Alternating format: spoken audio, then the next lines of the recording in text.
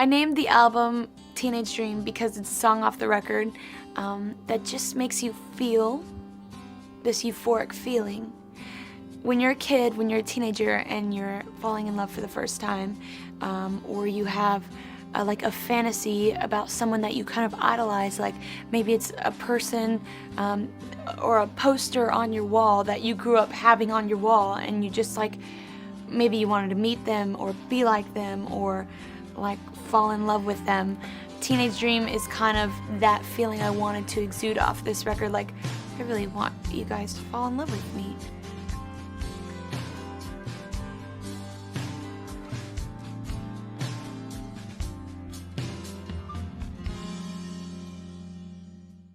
So remember when pop stars used to completely dominate culture? I'm not talking about going #1 for a week and then fading out of everyone's minds. I'm talking about full-on cultural chokeholds. Well, in 2010, Katy Perry did exactly that. Her Teenage Dream era wasn't just successful, it was insane, like record-breaking, reality-distorting, how did we even let this happen levels of insane. And honestly, most of us have kind of forgotten just how big it really was.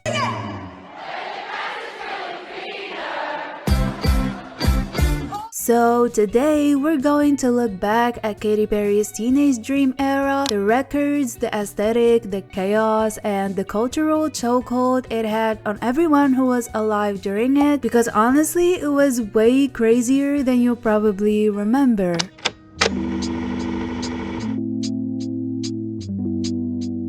Let's paint the picture. It's summer 2010, pop music is thriving. Lady Gaga has just released the Fame Monster, inventing new outfits every day. Kesha is brushing her teeth with a bottle of Jack, which sounds less like a song lyric and more like a medical emergency. With a bottle of Jack. Justin Bieber is turning Baby into the most hated yet beloved YouTube video in history. In other words, the world was already saturated with big personalities and even bigger songs. Then, out of nowhere, Katy Perry comes through with California Girls.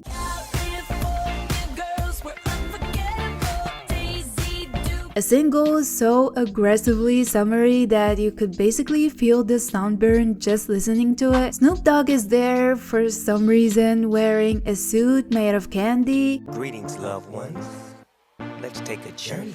And suddenly, Katy Perry is no longer just a quirky pop act, she's a full-on pop icon. People are taking pictures. I've never done anything like this. I'm not used to like having people doing my hair and my makeup and running and putting on slippers. And the timing couldn't have been better. The late 2000s was dominated by darker electropop sounds. Lady Gaga had Bad Romance, Rihanna had Rated R, and then here comes Katy with bubblegum colors, candy-coated visuals, and lyrics about melting popsicles. It was escapism, it was loud, chaotic, the perfect contrast to everything else happening at the time.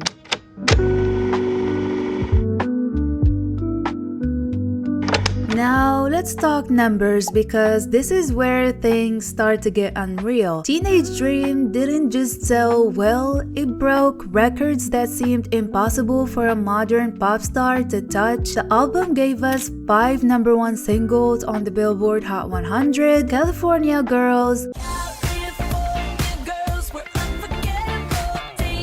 Teenage Dream,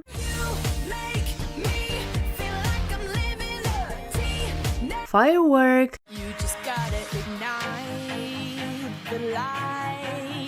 E.T.,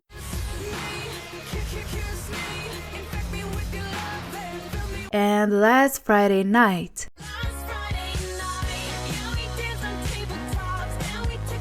That lineup is insane. Like, that's not just a good run, that's a greatest hits album disguised as a regular album. And to put that into perspective, the only other album in history to do that before was Michael Jackson's Bad. That's it, just Katy Perry and Michael Jackson sharing that achievement, which is wild because those eras were so different. Michael Jackson had the whole 80s behind him, MTV, and decades of build-up. Katy Perry, she had whipped cream bra cannons and Twitter memes. If you don't like kittens or cotton candy, get the fuck out.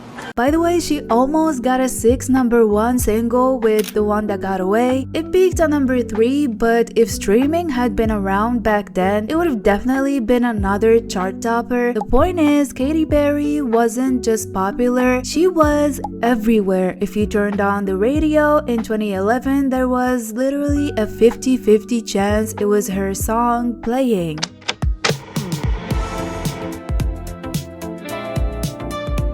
Now, let's talk about the visuals, because the Teenage Dream era wasn't just about music, it was about branding, and Katy Perry's brand was sugar.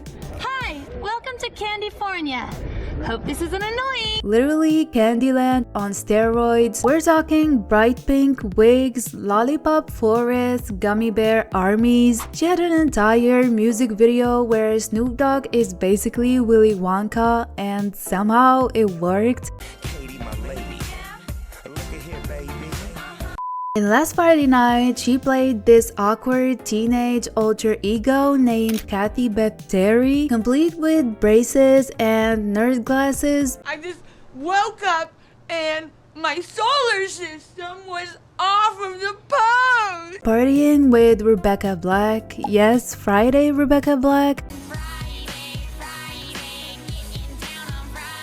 It was chaotic, it was camp, it was perfect. But this wasn't just random chaos, it was branding. Katy Perry knew exactly what she was doing. Pop stars in the 2010s weren't just competing with each other's music, they were competing with their own images. Gaga had avant-garde fashion, Rihanna had edgy bad girl vibes, Taylor Swift had country to pop transition girl next door energy, and Katy, she doubled down on bubblegum, campy, chaotic, technicolor fun. You couldn't confuse Katy Perry for anything other than a pop star. And all of it worked because she didn't half-ass it. She committed, like she literally toured in cupcake bras and performed with giant cats on stage. It was all so theatrical that even if you didn't like her music, you could not ignore her.